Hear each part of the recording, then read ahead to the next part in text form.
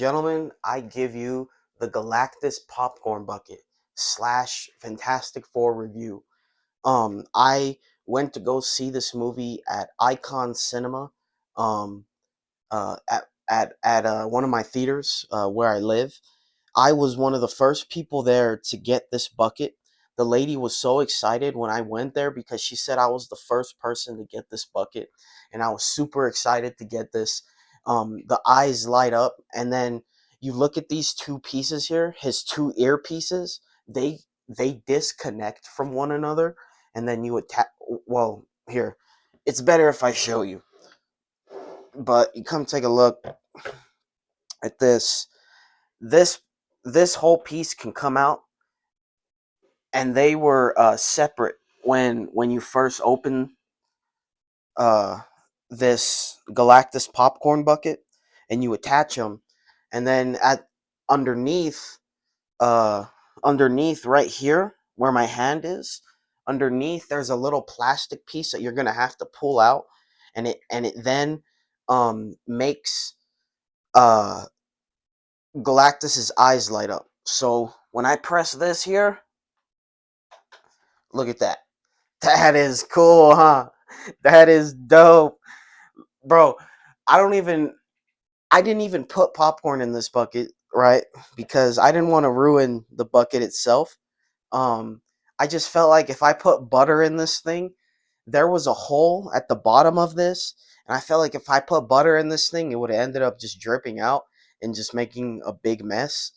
Um I just For me, I just don't know how practical this thing is. Cause like if you're sitting there and you're trying to eat popcorn, you're gonna have like these two pieces up front, like this giant pointy piece, and then like this piece here and this piece here, right here, like sticking up. So you're gonna have to like stick your whole hand in Galactus's head.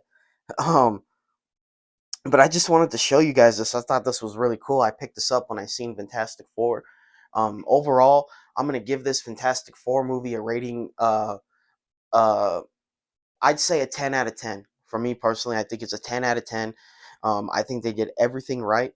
I was a bit skeptical going into it because I didn't know how they were going to handle Reed Richards, seeing that it was Pedro Pascal.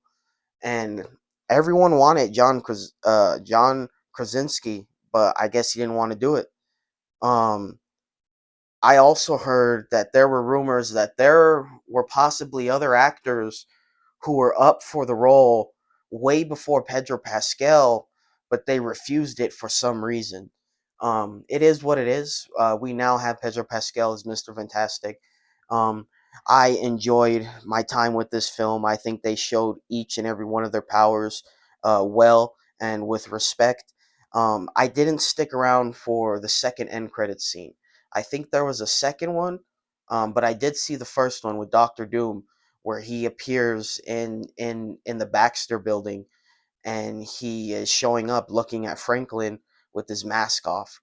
And I think Franklin is either holding it or he's touching his mask. But we don't get to see his face, so I don't know if that is Robert Downey Jr.'s, or the Tony Stark variant Doctor Doom, or if that's a different Doctor Doom. I keep hearing all of these conflicting reports about, oh, Robert Downey Jr. is Doctor Doom, but then you hear another article say, oh, wait, it's not really Doctor Doom. Someone else is going to come in and be the actual Doctor Doom. This is just a variant of Doctor Doom. So I'm kind of like, what's going on, right? What's what? Okay, I'm just gonna leave it at Robert Downey Jr.'s Doctor Doom, and that's it, right? Because I don't know what else they could do right now, or who else would be Doctor Doom, right? I think Tony Stark is Doctor Doom. He is going to be a variant of Doctor Doom. He could possibly be a variant and not be the main Doctor Doom. But let me get back to the discussion of the Fantastic Four. But I think they did a good job with Galactus. His presence was felt when you were watching the film. You saw the threat that was coming towards Earth. right? Basically, it was either I'm gonna eat Earth or you give Franklin to me. So I'll eat. I won't eat Earth basically if the Fantastic Four hands over Franklin to Galactus, and obviously Sue, Reed, and the rest of the family were not having that. So they come up with this big, gigantic plan. Mind you, there are going to be spoilers in this talk as I'm going along, uh, speaking about this movie. But there are spoilers, so if you don't want to hear any of that, I'd say leave. Go and wait until you see the movie. If not, stick around and listen to the review. But they basically, their idea, Reed's idea, is that they're gonna move the entire Earth with like, um, I don't know what they are. They're like, it's basically like a, you're moving one object to another place, basically like teleportation. Teleportation. So he is proposing that we move the planet to someplace else where it is still habitable for us, so that then Galactus wouldn't be able to find us for like hundreds of millions of years, or like a million years or some shit, like 100 million years or some shit like that. Obviously, it doesn't work. He finds out. Shalabal comes down, and she wrecks all of those things. So basically, each one of these big devices are planted in every country around the world. We all come together to fight against this one threat, right? So we do that, but then Shalabal finds out. The Silver Surfer comes down and just destroys each and every one of those. Boom, boom, boom, boom, boom. She's wrecking through them like that. Boom, boom, boom, boom, boom, boom. And I'm sitting there like, oh no, it's not gonna work. and and it eventually gets to the point where she's second guessing herself, where she's wondering like, why am I doing this kind? I'm serving this and I'm killing billions of of just people and beings across the universe. And you kind of get that moment there where Johnny kind of figures out her language, and he's able to talk to her and kind of reason with her and kind of say, "Hey, like look at this. Look what you're doing." Right? There's still some hope. And he was able to figure out some of her backstory by figuring out the language that she was speaking. Um and and I thought that was pretty neat. I wish there was more banter between the Thing and Johnny. There were moments, and I was like, "Yeah, this is it. This is perfect. This is exactly how I would picture Johnny bugging the Thing." I just wish there was a little bit more of that. In the early 2000s, when you see Johnny messing around with the Thing, he gets on his nerves a lot.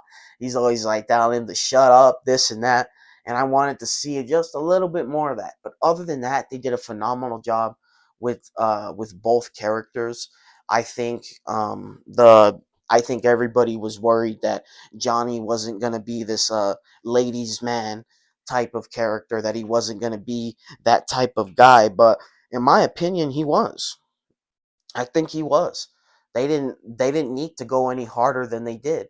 They did a good job at portraying Johnny being a ladies man. They even make a few jokes about him being in love with the Silver Surfer, and then he's like, I know where this is going, guys. And right, and they're messing with him because he's like trying to tell him like, yeah, she spoke to me. Because it's that scene in the trailer when you see him flying up to go after the Silver Surfer, and he touches her board. In that scene, she speaks something to him, but I don't remember what it was, but she says something to him. He kind of freaks out, falls back down to earth, and then he tells the family, and they don't really, like believe him. That's the way I see it, because Johnny is always talking out of his butt. But um that's so you kind of get that little dynamic there between um Johnny Storm and the Silver Surfer. um I'm interested to see where Galactus went, because I think was pushed into a black hole. I think he was, because Reed Richards created this device to like suck Galactus into a black hole, I think, and they needed him to stand in like a certain area because when it gets to the climax of the film, like they're fighting Galactus and they're trying to get him um into one spot. At first, it doesn't work, but then eventually it does. Sue is able to push or to try and hold him back. She's able to hold him back, and while she's holding him back, the thing, there's that scene in the trailer where you see the thing knocking all those pillars down, and he's running. That scene there was when Sue was trying to hold Galactus back from going any further because at that point in time he got Franklin Richards and she was trying with all her might, all her power to hold Galactus back. And then you see the thing run in and say, "I got you, Sue." Boom, boom, boom, and he runs in, and then the whole building falls on Galactus, and that helps Sue uh, hold him back even more, like push him to the ground. Um, which then pushes him into the black hole. Uh, and they're able to defeat Galactus for the time. I don't know what's gonna happen. Is he gonna follow like what's gonna happen? Is Galactus gonna follow them into the other universe when they eventually get to the six? Well, I don't know. What do you call it? The 616, or because I wouldn't consider it the 616. The 616 to me is in the comic books. That's my 616, in my opinion. I think that's my 616. There is a number for the universe that we watch in the MCU. I just don't know what it's called.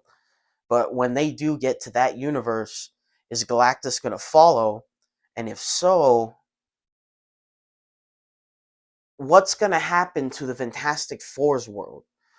Are we going to see a giant incursion where we're going to see all these planets collide with each other by the time we get to like Doomsday and Secret Wars? Because that would be insane, bro. You seeing all that, and then you have all the heroes fighting against one another trying to save their planets. Woo-wee! That would go crazy. Let me tell you, that would go crazy. I am waiting for the day that I can see the Avengers fighting side by side with the X-Men. That is the dream, ladies and gentlemen. That is the dream. And we are slowly getting closer to that. We already seen the return of Hugh Jackman in the yellow outfit, and we seen the return of Tobey Maguire and Andrew Garfield in No Way Home. Now they just got to give us the X-Men and the Avengers fighting side by side, and that would be everything for me right there. Right there, that would be everything. At the beginning of the film, you get a little bit of a montage as to what's been going on with the Fantastic Four. So I want to get into that, and you get to see what they've been up to, which villains they've been fighting as they've been saving the day. I think it's been a few years since they've been Fantastic Four, so you go into it with them already being established superheroes. We're not having to watch their backstory or wait. It's kind of the same thing that they did, like how I felt when I watched Superman. Look out for that review as well. I'm gonna be giving that Superman review tomorrow. I had already went to go see the film with my grandpa, but I'm gonna go try and see it again by myself either tomorrow in the morning or tonight. Um, but yeah, look out for that Superman review. It felt similar in the way like you were just jumping into like an episode, like like your Saturday cartoons, like you're just jumping into an episode of an already an established superhero universe. Like you don't need any homework, you don't need to watch the past superhero films to understand what's going on with these movies. You can just jump in and have fun with it. And I think that's exactly what we needed in 2024, especially DC. They needed that as well, because they're starting an entire new universe with fresh characters. So they got to get rid of all the old stuff to bring in the new stuff. Um, but yeah, you get that little montage at the beginning where they're kind of just showing us their little backstory and what happens to them, and how the cosmic rays hit them, and they become the Fantastic Four. They fight Mole Man. I forget what that creature is. There's a giant green monster that comes out the ground that they fight as well. So you get all that going on. So you just get these little backstories of just like of who they are. Um, and you get this sense that Reed Richards, right, he's not fully sure of himself throughout the film. And I think that fits for me because when you're going up against a being like Galactus, what do you do? Right? What do you do? That's going to be overwhelming. So he's going to have that. He was a leader, but he was also unsure at the same time. Like, I don't know how to like say that. Like, he didn't have all the answers, right? And I like that because it let me know, like, yeah, he's just human like the rest of us. He doesn't have the answer. He's trying his best. He's doing his best, right? And that's what I got out of both of these films when I watched Superman and Fantastic Four. Even though you may not have all the answers, you still try to do your best, no matter the circumstance, no matter what is put in front of you, no matter what you're facing. You go and you take it head on. And I just think those are good messages to stand on, right? You got the whole family dynamic with Fantastic Four, and then you got the whole message of hope with Superman. Um, I just think those are good things to aspire to, um, especially in 2025. We need that uh, more more now than ever. Um, but we do get the montages, we get the backstory. You do get the feeling that the Thing does feel like he isn't a part of society. He feels secluded because of who he is and how he's treated. But at the same time, he's not treated like, oh, this big evil rocky monster. People love him. The kids love him. There's a scene when the kids are telling him to pick up the car, and then they tell him throw it, and he's getting ready to throw it, but then he doesn't throw it, right? And he puts it back down. He's messing around with the kids. I liked that. I liked how he still lived on Yancey Street, right? It felt like he was a part of the community still. Um, the Thing, and heck, there was even scenes where he was like walking through alleys and they were asking him, "What's going to happen, Thing? Right? Are you going to save us? What's going to happen?" Right? And he's looking down. Um uh and Sue. Now let's get to Sue. I've talked about Reed, I talked about the Thing. Now let's get to Sue. Her presence was felt. It was good. It wasn't over the top. It didn't feel like she was outshining any of the other Fantastic Four members. Matter of fact, um, I think they all had equal amount of screen time, in my opinion. It felt like none of them didn't there wasn't a moment where they didn't have a time to shine. I feel like there were moments and they showed each and every single one of their powers being used well. Um, and I think they did that I I think they did a good job with that with Sue. And like I said, it didn't feel like she was overtaking or what's the word that everyone likes to use now? Girl boss. That that word everyone likes to use, everyone and their moms like to use. It's a bit of an annoying word, but um anyways, it didn't feel like that. It felt like a family dynamic. It felt like these people were together. And I'll tell you, that's the difference for me and Superman. It felt like the Fantastic Four was more close knitted, like like we were able to focus on these characters more, whereas in Superman it felt very chaotic, like we were jumping from character to character almost, like there was just too many characters. And don't get me wrong, I also like that Superman film as well, but it just felt very stuffed at times, whereas the Fantastic Four didn't. It was um focused on the core, right? The team. And when you did get other characters talking, it wasn't for long. It was mainly the Fantastic Four and us watching the Fantastic Four. Um, so overall, like I said, I give this movie a 10 out of 10. I think this is the best Fantastic Four film that we have ever gotten. I think we need to give this movie praise. I think it was a lot better than what people were saying it was going to be.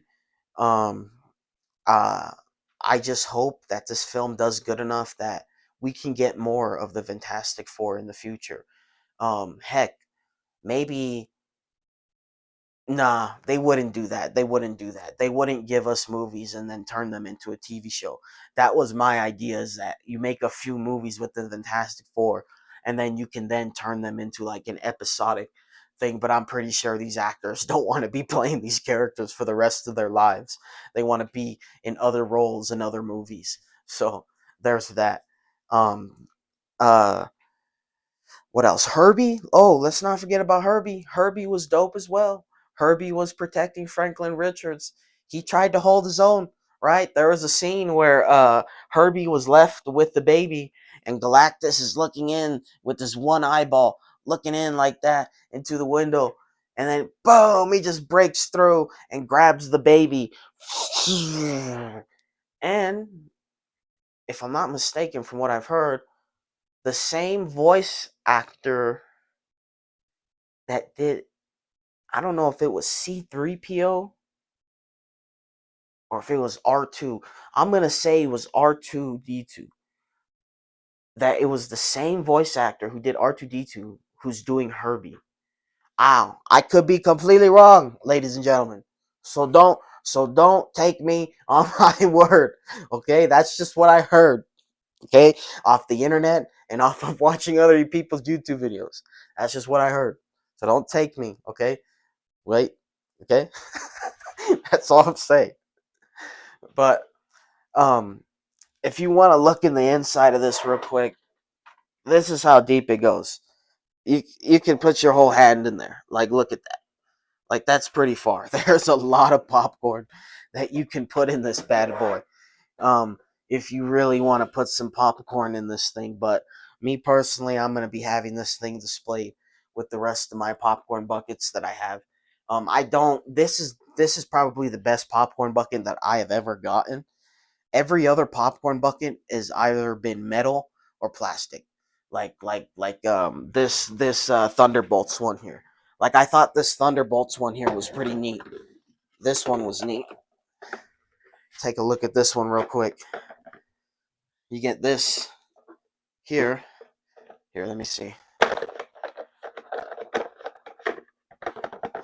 I'm gonna show you. Oh, come on. Work for me, work! Come on! Work! Okay. So you get this Thunderbolts one here, and this piece can come out like that, right? So you can put your drink in here, and then you hold the popcorn in the bucket. So that's pretty neat. So you have the little asterisk, I guess, symbol, you would say, right here, and then on the sides, Thunderbolts. So that's one of the other popcorn buckets that I picked up. But this is one of my best popcorn buckets that I've ever had, man. Um, I will be talking about Superman tomorrow. Make sure you stick around, check it out. I hope you liked my review on Fantastic Four. I just want to have fun. I just want to tell you guys how I felt about the film. Like I said, I think it's a 10 out of 10. It's the best Fantastic Four movie that we have ever gotten. Out of the four that we have gotten, this one and the other three, this is the best. Here's to Marvel. I will see you guys later, and Excelsior.